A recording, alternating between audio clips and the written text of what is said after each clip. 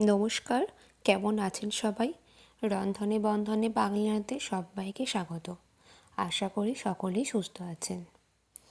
তো আজকে বানাবো অনুষ্ঠান বাড়ির মতোর একদম ঝরঝরে রাইস। এই শীতের দিনে অনেক রকম সবজি দিয়ে রাইস খেতে খুব ভাল লাগে। তাই চলুন দেখে নেওয়া যাক আজকে রাইসের রেসিপি। আমি এখানে পরিমাণ মতো চাল নিয়ে নিয়েছি।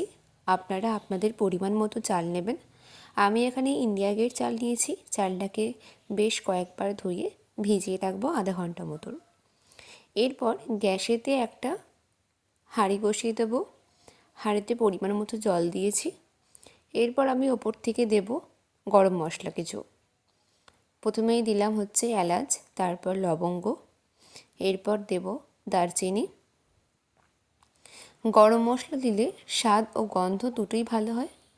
এরপর দিলাম সাদা তেল। সাদা তেল দিলে কি হয়, ভাতটা একদমই গলে যাবে না, তাই পরিমাণ মতো সাদা তেল দিলাম। এবার দেবো ওপর থেকে লবণ। লবণ দিলে কি হবে, ভাতটা সেদ্ধ হবে, আর তেল দিলাম ভাতটা গলে যাবে না, মানে দুটোরই কাজ করবে। এরপর ওপর থেকে চালগুলো দিয়ে দিচ্ছি। জলটা একটুখানি গরম হতে দেব, তারপরেই চালটা দেব। আর জলটা একটুখানি গরম হওয়ার পরই ওপর থেকে ওই এলাচ, দারচিনি এই সবগুলো দেবেন। এরপর ভাতটা একটুখানি হাতায় করে নেড়ে দিলাম, দিয়ে ভাতটা হতে দেব। একদম সেদ্ধ করবেন না, একটুখানি আধ সেদ্ধ অবস্থায় নামাবেন। এরপর কড়াইতে আমি তেল দিয়ে দিচ্ছি সবজিগুলো ভাজবো তার জন্য। বেশ খানিকটা তেল দিলাম ওপর থেকে। এরপর দেব ওপর থেকে ঘি। আপনারা শুধু তেলেতেও ভাজতে পারেন, আবার শুধু ঘিয়েতেও ভাজতে পারেন। আমি তেল আর ঘি দুটোকে একসঙ্গে মিলিয়ে ভাজবো সবজিগুলো। ওপর থেকে তেলটা আর ঘিটা গরম হয়ে গেলে দিয়ে দিলাম গাজর। গাজরটা আগে ভাজবেন, কারণ গাজর সেদ্ধ হতে সময় লাগে। দিয়ে খুব ভালো করে নাড়তে হবে। এই সময় গ্যাসের ফ্লেমটাকে লো টু মিডিয়াম করে রাখবেন। ওপর থেকে দিয়ে দেব লবণ, যাতে খুব তাড়াতাড়ি সেদ্ধ হয়ে যায়। দেখুন গাজর আমার অর্ধেকে একদম অর্ধেক ভাজা হয়ে গেছে। এরপর আমি উপর থেকে দিয়ে দিলাম ক্যাপসিকাম। ক্যাপসিকামটা গাজর ভাজার কিছুটা পরেই দেবেন, কারণ ক্যাপসিকাম সেদ্ধ হতে বেশিক্ষণ সময় লাগে না, গাজর হতে একটু বেশি সময় লাগে সেদ্ধ হতে। এরপর ক্যাপসিকামগুলোকে দিয়ে দেওয়ার পর ওপর থেকে দিয়ে দেবো বিনস। বিনসটাকে দিয়ে খুব ভালো করে নাড়তে হবে। আপনারা যদি এখানেতে মটরশুঁটি ব্যবহার করতে চান তাহলে তাও ব্যবহার করতে পারেন, কিন্তু মটরশুঁটি আমি পাইনি তাই ব্যবহার করিনি। আপনারা মটরশুঁটি ব্যবহার করতে পারেন। শুধু মটরশুঁটিও নয়, ছোটো ছোটো করে পিস করে ফুলকপি ব্যবহার করতে পারেন, তাহলেও খেতে খুব সুন্দর হয়। এরপর ওপর থেকে দিয়ে দেবো অল্প পরিমাণে লবণ, যাতে খুব ভালো করে সেদ্ধ হয়ে যায়। সব কিছু দেওয়ার পর এরপর দেবো কাজু আর কিশমিশ।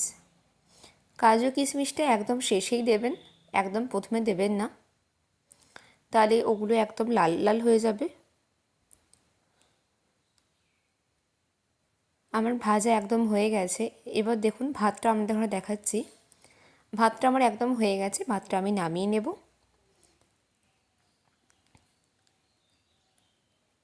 আমার এখানেতে কাজু কিশমিশ সবজিগুলো সমস্ত কিছু ভাজা হয়ে গেছে।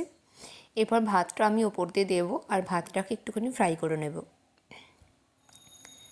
একবারে সব ভাতটা ঢেলে দেবো না, অল্প অল্প করে ভাতটা ঢালবো।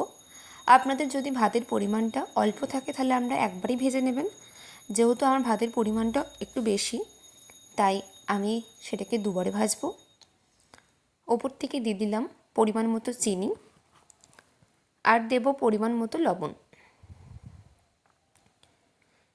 লবণটা বুঝে দেবেন, কারণ সবজির মধ্যে আগে থেকেই লবণ দেওয়াই ছিল, তাই লবণটাকে একদম বুঝে দেবেন। খুব ভালো করে ভাতের সঙ্গে সবজিটা পাইল করে দেবো। যে কোনো নিরামিষ আইটেম, নবরত্ন হোক বা হয়তো পনিরের যে কোনো আইটেম হোক, খেতে খুব ভাল লাগে। আবার শীতের দিনে রাইস খেতে তো খুবই ভাল লাগে, কারণ অনেক রকম সবজি দেওয়া থাকে। আর শীতের সবজিগুলো খেতেও খুব ভালো হয় যদিও। এরপর বাকি ভাতটাকে দিয়ে দেবো, দিয়ে খুব ভালো করে নাড়ব।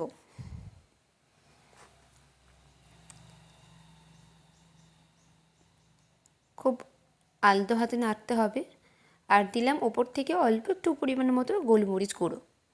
আপনারা গোলমরিচটাকে স্কিপ করতে পারেন, কিন্তু আমি দিলাম কারণ একটুখানি হালকা গোলমরিচের গন্ধ ছাড়বে। আর দেবো ওপর থেকে পরিমাণ মতো ঘি। ঘি যদি আমি আগেতেই দিয়েছিলাম, তাও একটু অল্প করে ঘি দিয়ে দিলাম। দাঁড়ান, আর একটুখানি নাড়াচাড়া করে নিই। মানে রাইসটা বেশিক্ষণ ধরে নাড়াচাড়া করতে হবে না, খুব জোর ওই 4-5 মিনিট নাড়াচাড়া করলেই হবে। আর বেশি ঘাঁটবেন না, তাহলে রাইসের চালগুলো ভেঙে ভেঙে যাবে। দেখুন, আমার অনুষ্ঠান বাড়ির মতো ঝরঝরে রাইস একদম তৈরি হয়ে গেছে। আপনারা ঠিক বাড়িতে এইভাবেই বানাবেন রাইস, আর নিরামিষ কোনো আইটেমের সাথে পরিবেশন করবেন। শীতের দিনে রাইস খেতে খুবই ভাল লাগে। আমি এখানেতে নিরামিষ পনিরের সাথে রাইসটাকে সার্ভ করেছি। আপনারা যে কোনো আইটেমের সাথে রাইসটা সার্ভ করতে পারেন, খেতে খুবই ভালো হয়। অবশ্যই বাড়িতে বানাবেন। আজ তাহলে ভিডিওটা এই পর্যন্তই। দেখা হবে আরও একটি নতুন ভিডিওতে। ততক্ষণ ভালো থাকবেন, সুস্থ থাকবেন, সকলকে ভালো রাখবেন। ধন্যবাদ।